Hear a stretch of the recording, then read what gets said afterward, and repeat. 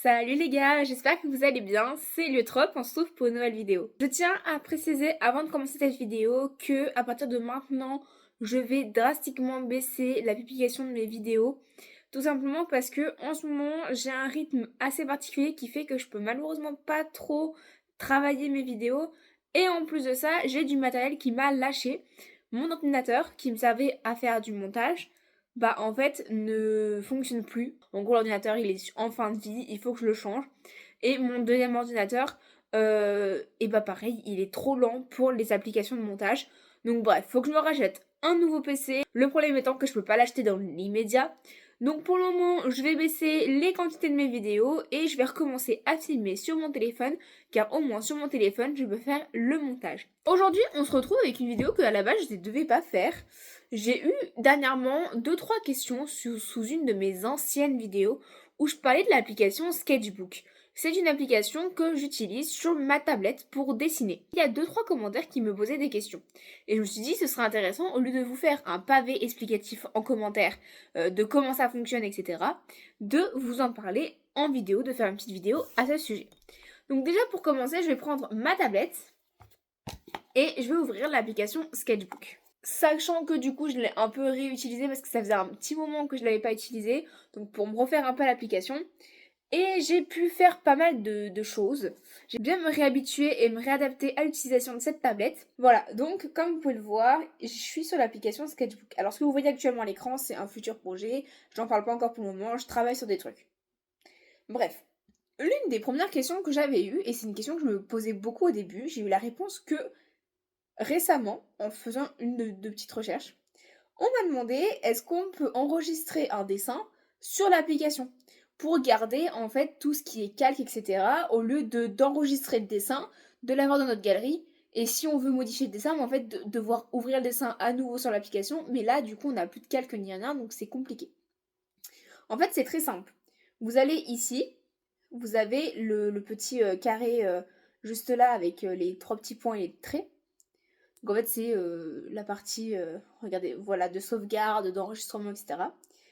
Et vous allez aller en fait dans Galerie. Donc là, je vais faire enregistrer l'esquisse. Et ensuite, ici, vous êtes dans l'espace Galerie, entre guillemets.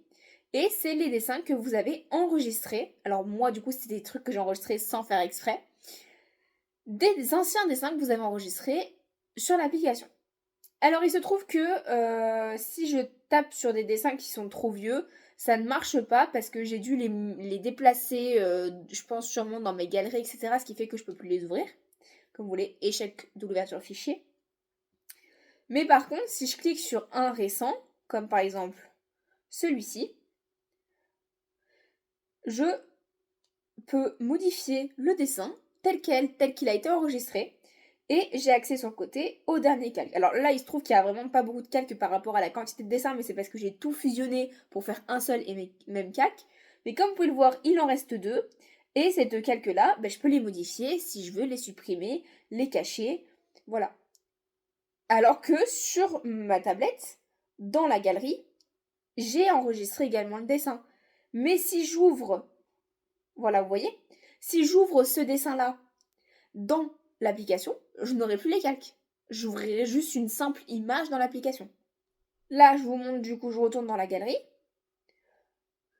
Ignorez les modifications parce que j'ai pas fait de modifications. Si j'appuie sur ce dessin-là que j'ai fait il y a peu de temps, c'est une image de moi-même, j'ai à droite tous les calques. Et je peux modifier chacun d'entre eux. Je peux les supprimer, je peux les associer, je peux les multiplier. Et pourtant, j'ai également enregistrer l'image dans ma galerie. Si je prends l'image de ma galerie tablette sur l'application, je pourrais modifier l'image, mais je n'aurai pas les calques. Si par contre je vais dans la galerie de l'application, j'ai accès à tous les calques. Donc du coup, je réponds à cette question qui était très intéressante et dont j'ai eu la réponse il y a très peu de temps. On a effectivement une galerie sur l'application. Mais comme vous pouvez le voir, voilà, j'ai accès à tous mes calques. Je peux quitter l'application, créer une nouvelle esquisse, faire un nouveau dessin, tout en ayant dans la galerie mon dessin avec tous mes calques. Et ça, c'est hyper bien. Je savais même pas que ça existait, c'est en cherchant une réponse à la question qui m'avait posée, j'étais persuadée que c'était pas possible, et au final, c'est possible. Donc j'espère que la réponse à cette première question vous aura aidé et vous aura été utile. Personnellement, ça m'a été très utile. Comme quoi, finalement, en cherchant des réponses pour vous, j'ai des réponses pour moi aussi. Deuxième question, c'était... Alors c'est pas vraiment une question, mais c'est une personne qui me disait qu'elle n'arrivait pas à faire bouger le dessin. Genre si sélectionne le dessin, il n'arrive pas à le faire bouger. Donc je vous donne un exemple. Je vais vous prendre ce dessin-là. Ok ? Tout en haut, sur la barre de tâches, la barre d'outils, comme vous voulez l'appeler, vous avez en deuxième position des petites flèches. Vous appuyez dessus, et là vous pouvez bouger tout votre calque. Non seulement vous pouvez le bouger, mais vous pouvez également l'agrandir, le rapetissir, le changer de sens. Vous pouvez tout faire. Vous validez, vous revenez en arrière si vous souhaitez modifier, effacer ce que vous venez de faire. Voilà, il n'y a pas de souci. Maintenant, imaginons on prend plusieurs, parce que là, en soit c'est pas compliqué, ça vous fait bouger tout votre calque. Si je prends le grand calque là, avec tous mes dessins, je fais la même chose, les petites flèches, c'est tout mon calque qui bouge. Je peux l'agrandir, le rapetissir, faire tout ce que je veux. Si, imaginons, vous êtes sur un grand calque comme celui-ci, avec plusieurs dessins ou plusieurs détails, et que vous voulez modifier qu'un seul dessin, qu'un seul détail. Vous prenez le premier outil qui est disponible. Vous avez une petite flèche avec un genre de cadre. Vous cliquez dessus. Ça va vous ouvrir plusieurs points. Alors ça, je pourrais pas vous citer qu'est-ce que c'est chaque truc. Moi, je me casse pas la tête. Le lasso, donc le tout premier, celui qui est déjà entouré, là, il est largement suffisant pour l'utilisation que je vais vous montrer. Imaginons, moi, je veux bouger cette fleur-là. Je sais pas si vous voyez mon stylet. Je veux bouger celle-ci, celle que j'entoure. Et bah, je viens de l'entourer avec le lasso. Je reclique sur les petites flèches que j'ai utilisées précédemment pour ma fleur toute seule. Et je peux modifier et bouger uniquement celui que je viens de sélectionner. C'est pas mal, hein? Imaginons, plus compliqué, je veux sélectionner que l'écriture. Je peux zoomer, je peux sélectionner uniquement le texte. Alors c'est plus minutieux, mais on a le temps. Hop, je prends mes stylets et je modifie mon texte. Regardez, c'est pas trop bien? Donc, pour résumer, deux solutions. Soit vous voulez bouger tout votre calque, tout votre dessin. Je sélectionne les petites flèches, hop, ça me modifie tout le calque. Si par contre, je veux, sur un dessin complet, modifier qu'un seul détail, qu'un seul dessin, qu'un seul truc, je sélectionne le lasso, je viens sélectionner le détail que je veux modifier, que je veux bouger, je reprends mes petites flèches, et je peux, voilà, modifier ce que je viens de détourer. Donc j'espère que cette explication vous aura permis de comprendre exactement comment on fait pour bouger un dessin, le modifier, donc la taille, le sens, tout ça. Si jamais évidemment vous avez des questions sur l'application, sur les dessins ou autres, dites-le moi en commentaire et je verrai comment je peux vous répondre au mieux. Si en cherchant je peux vous donner une réponse ou pas. Malheureusement j'ai pas non plus la science infuse. Mais voilà, si je peux vous apporter des réponses, c'est hyper sympa qu'on puisse avoir un échange là-dessus.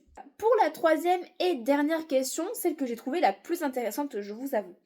J'ai quelqu'un en commentaire qui m'a dit qu'il était dessinateur et qui dessinait sur papier. Je fais aussi du dessin papier, ça tombe bien. Et il me dit que ce qu'il aurait aimé, c'est que en scannant ses dessins, en les mettant sur l'application, il aimerait pouvoir colorier son dessin. Mais du coup, il veut pas colorier et que son coloriage, sa coloration, passe au-dessus de ses traits. Vous voyez ce que je veux dire?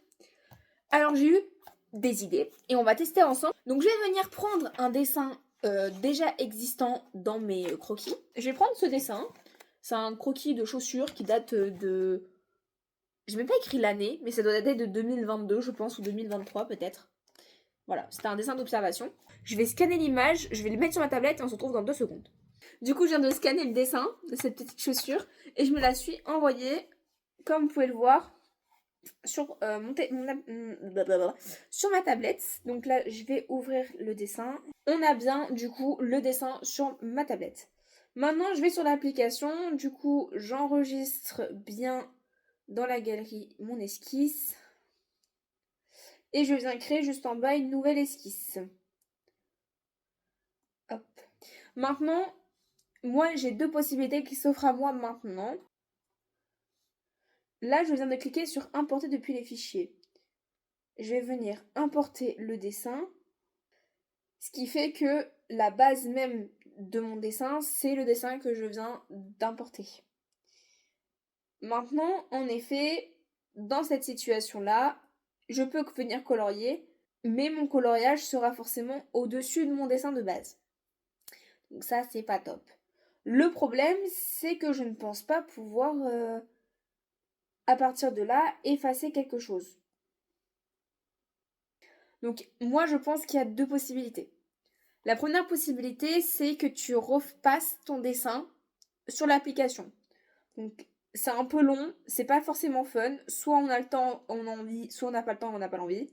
Mais voilà, on vient refaire le dessin comme ça, hop. Et on vient redessiner entièrement le dessin. Mais bon, selon le dessin, t'as la flemme quoi. C'est pas le but. Donc je comprends que c'est pas forcément hyper avantageux. Maintenant, moi, à ta place, si je devais effacer le fond d'un de mes dessins pour pouvoir l'ouvrir sur Sketchbook, j'utiliserais Canva. Malheureusement, le truc auquel j'ai pensé de suite, c'est quelque chose que tout le monde n'a pas vu, que c'est la partie premium de Canva. J'ai Canva Premium, donc j'ai le Canva payant. Ce qui fait qu'il me semble que cette fonctionnalité d'effacer le fond d'image, elle est payante. Elle n'est pas gratuite.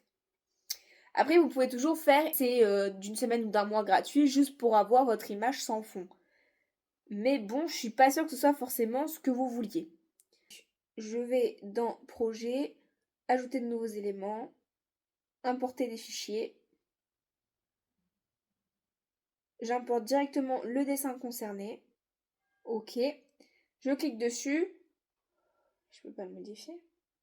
Studio Magique. Effacer le fond d'écran. Enfin, l'arrière. Ok. Donc, sur Canva, si vous voulez utiliser Canva, une application que personnellement j'utilise beaucoup et je préconise, il n'y a pas de souci, faut aller dans vos projets ou importer l'image dans les projets, ouvrir l'image, et là vous pouvez effacer l'arrière-plan et la sauvegarder ainsi. Donc là je viens télécharger mon image. Ensuite je vais sur Sketchbook, importer depuis les fichiers. Et là on est sur normalement quelque chose qui fait que si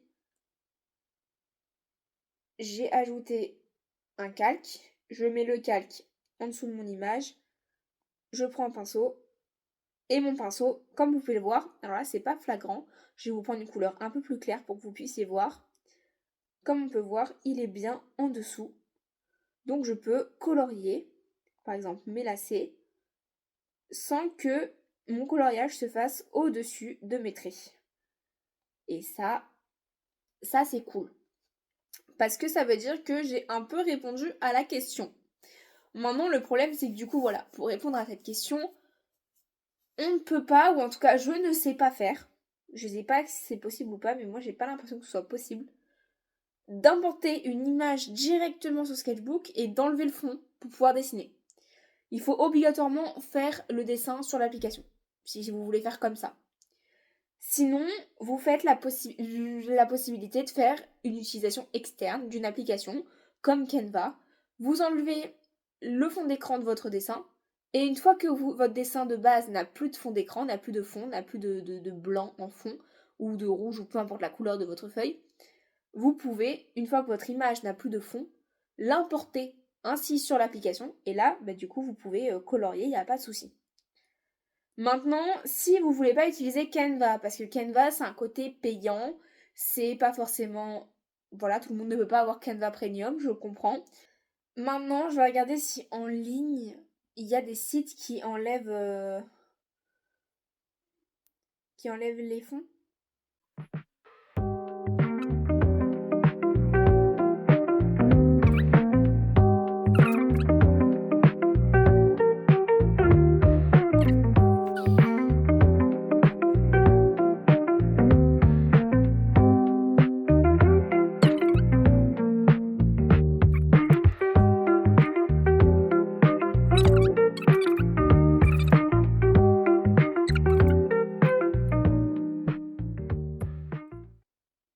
Si ça a marché.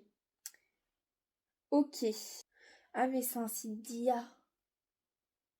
Bon. Plusieurs possibilités qui nous s'offrent à nous, que personnellement j'aime, mais qui du coup nécessitent soit de payer un abonnement, soit d'utiliser un essai gratuit. sur Canva ou sur PicsArt, sachant que moi je préconise surtout l'utilisation de Canva parce que c'est beaucoup plus pro, plus facile, plus instinctif que PicsArt.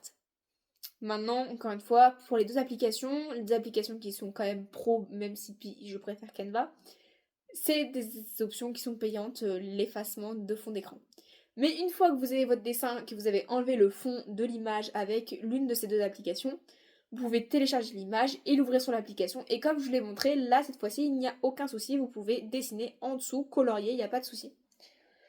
Maintenant, si vous n'avez pas envie d'utiliser une de ces deux applications parce que c'est payant, vous avez plusieurs sites à disposition sur Internet, sur Google.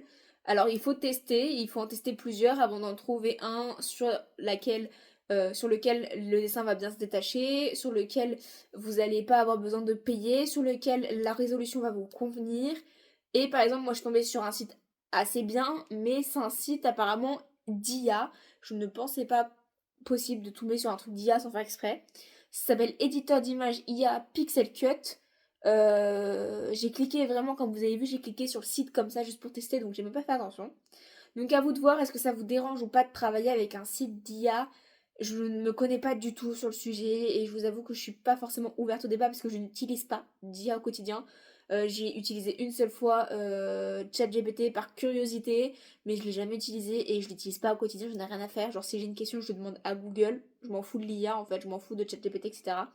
Donc c'est à vous de voir si vous voulez vous battre avec l'application et redessiner votre dessin, si vous voulez utiliser un moyen payant comme PicsArt et Canva, ou si vous choisissez la manière gratuite mais du coup un peu plus fastidieuse de trouver un site qui fonctionne, qui est gratuit. Malheureusement voilà, cette question je peux pas répondre plus que ça, donc j'espère que ça vous aura un peu aidé. Dites-moi en commentaire si ça vous intéresserait que je vous partage parfois des dessins que je peux faire sur mon application. Parce que par exemple, je vous avais montré les dessins de tournesol que j'ai fait ce week-end. Non, pas ce week-end, on est vendredi. Que j'ai fait mercredi et jeudi. Je me suis amusée à faire plein de dessins pour un futur projet. Et j'ai filmé la création de certains de ces dessins. Donc, est-ce que ça vous intéresserait de voir comment j'utilise l'application et comment je dessine sur cette application? Si ça vous intéresse, dites-le moi en commentaire et je vous partagerai avec plaisir des vidéos à ce sujet. J'espère que cette vidéo vous aura plu, que ça vous aura un peu aidé à mieux comprendre comment fonctionne cette application.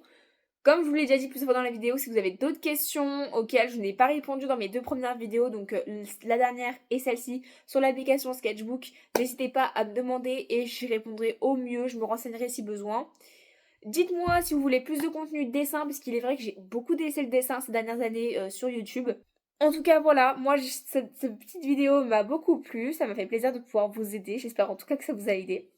On se retrouve bientôt pour une prochaine vidéo. Normalement, si je me trompe pas, c'est censé être la vidéo bullet journal du mois de mai. D'ailleurs, j'ai choisi le commentaire, donc j'ai hâte de commencer la création. Et puis sur ce, je vous dis à bientôt. Restez connectés pour une prochaine vidéo. N'oubliez pas de vous abonner. Et puis on se dit à la prochaine. Ciao!